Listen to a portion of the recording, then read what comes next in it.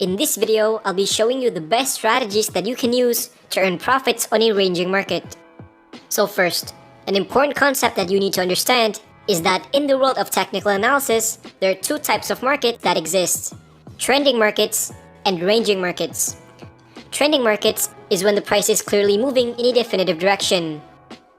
If it's going up, it's called an uptrend, and if it's going down, it's called a downtrend.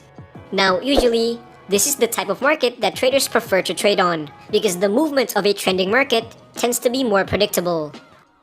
On the other hand, you have ranging markets, which is a type of market where the price moves erratically without having a definitive direction. Now, usually, traders tend to avoid this type of market because it's a lot harder to predict where the price will go next. Another reason on why traders tend to avoid ranging markets is because most indicators tend to not work properly on them. An example of that will be the MACD indicator. So here, if we try applying the MACD indicator on this ranging market, you can see that it's showing us multiple false signals. And as a result, we ended up with mostly losing trades.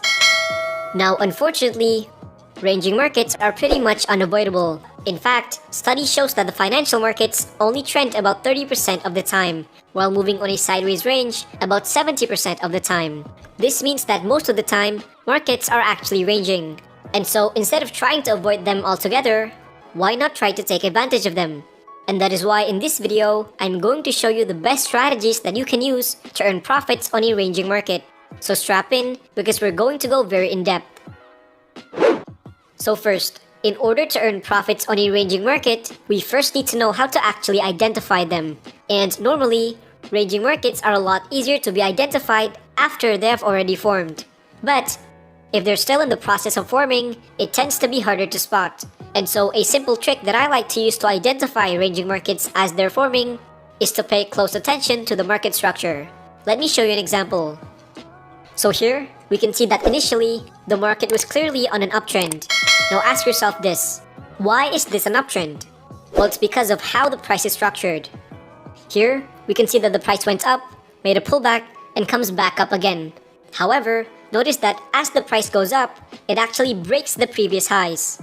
And it did this multiple times, forming what's called a higher highs and higher lows, because the highs and lows of the price is constantly getting higher and higher, which is why this whole movement is classified as an uptrend. But notice what happens next.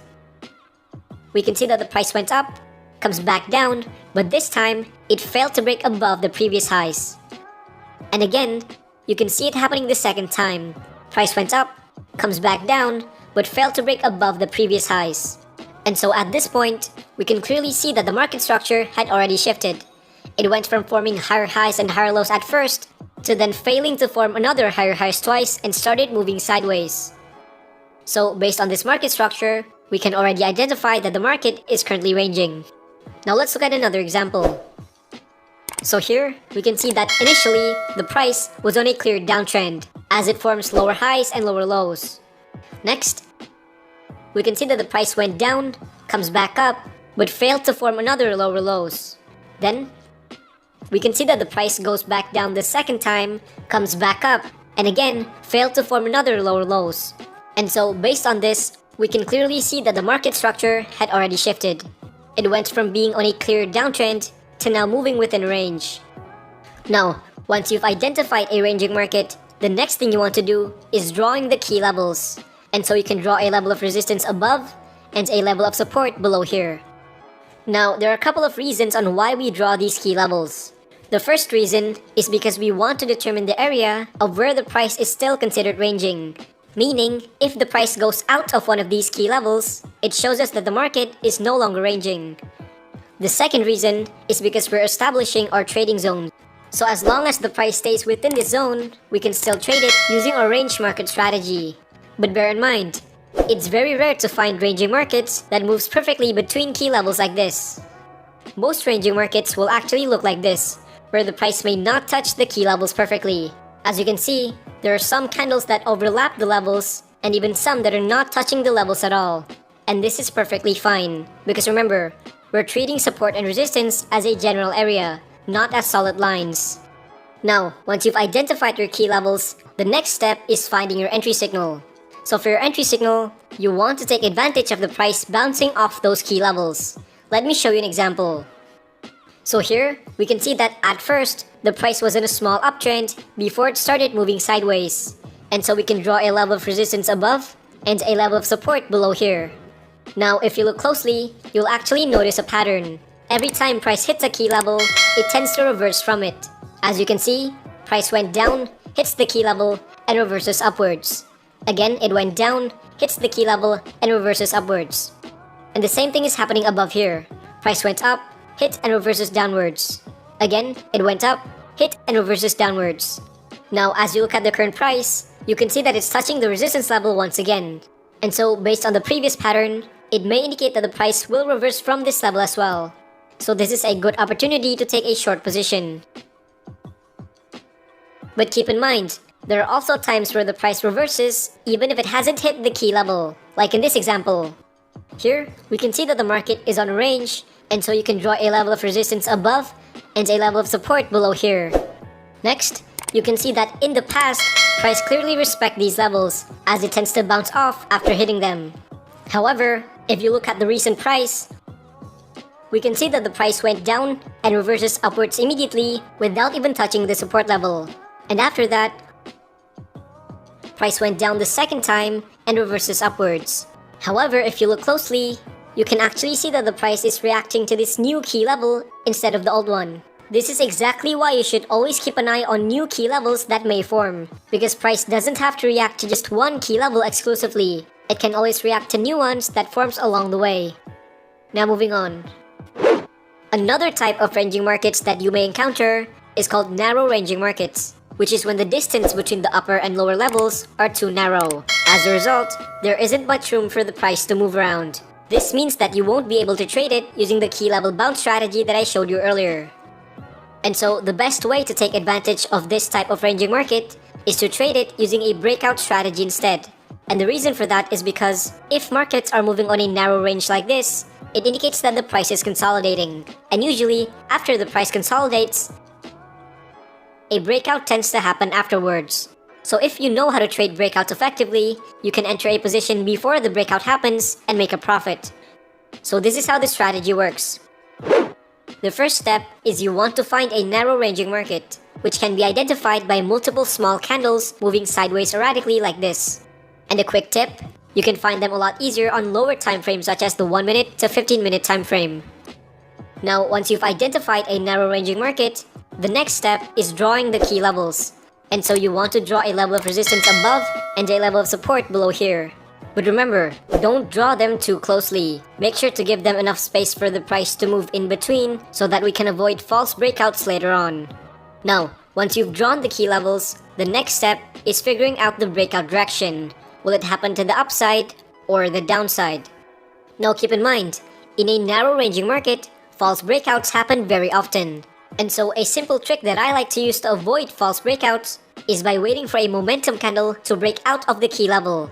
So a momentum candle could be in the form of a big candle or multiple medium-sized candles with the same color. Let me show you how this works. Here, we can see that the price goes up and breaks above the resistance level. However, notice that the size of the candle that broke out is way too small to be classified as a momentum candle, meaning you don't want to take any positions yet, because this may just be a false breakout. Next, we can see that the price came back down, gets back up, and breaks above the resistance level once again. However, you can see that this time, it's a big green candle that broke out, which means we now have a momentum candle. So based on this, we can conclude that the breakout will likely happen to the upside. And so this is a good opportunity to take a buy position. Now moving on. Another way of earning profits from a ranging market is by utilizing what's called a grid bot, which is a trading bot that is based on the grid trading strategy. Basically how it works is that the bot will automatically place a series of buy and sell orders above and below the price, forming somewhat of a grid shape as shown here. Next, every time price goes down to the grid below it, it will automatically take buy positions. And every time price goes up to the grid above it, it will automatically sell those positions and make a profit. And it will do this continuously over and over again. So as price goes down, the bot will keep buying, and as price goes up, the bot will keep selling for a profit. And so, as long as the price stays within the range of the grid, the bots will keep profiting from the fluctuating price. And remember, grid bots are fully automated, meaning they're perfect for traders who want to profit from a ranging market but are too lazy to trade manually. But of course, grid bots aren't perfect. Just like any other strategy, there are certain types of market where the bot works best and some where the bot underperforms. And so, the first type of market where the bot works best are ranging markets, where the price fluctuates but remains moving sideways. The next type of market where the grid bot works best are weak uptrend markets, where the price is overall uptrending but still fluctuates in the process. Now, let's talk about the different types of market that you want to avoid if you're using a grid bot. First are downtrending markets, which are markets where the price moves downwards. Because remember, the bot is designed to keep buying if the price goes down and sell for a profit if the price goes up. And so if the price is continuously going down, it means that the bot will only keep buying without making any profit. The next type of market that you want to avoid are strong uptrending markets, which are markets where the price moves continuously upwards. Now, the reason for this is because grid bots will actually underperform on this type of market. Because remember, the bot is designed to only take buy positions if the price goes down. Meaning, if the price continuously goes up, it means that the bot won't have a chance to take any buy positions. Therefore, it won't work properly.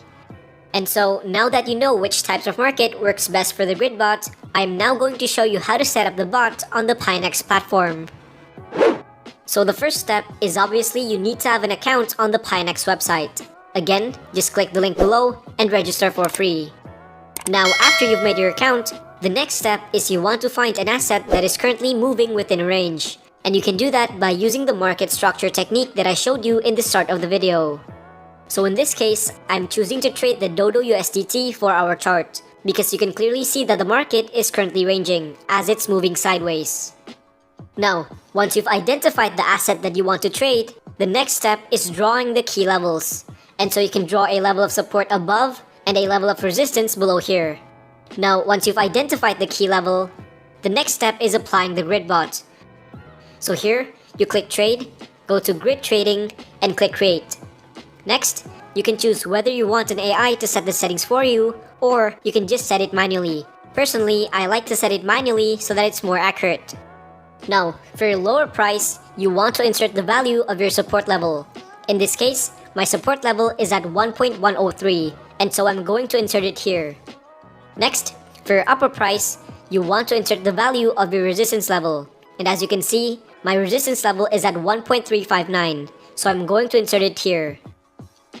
Now, for the grids, you want to adjust this value depending on how much grids you want to be placed. In this case, I'm using 30 grids.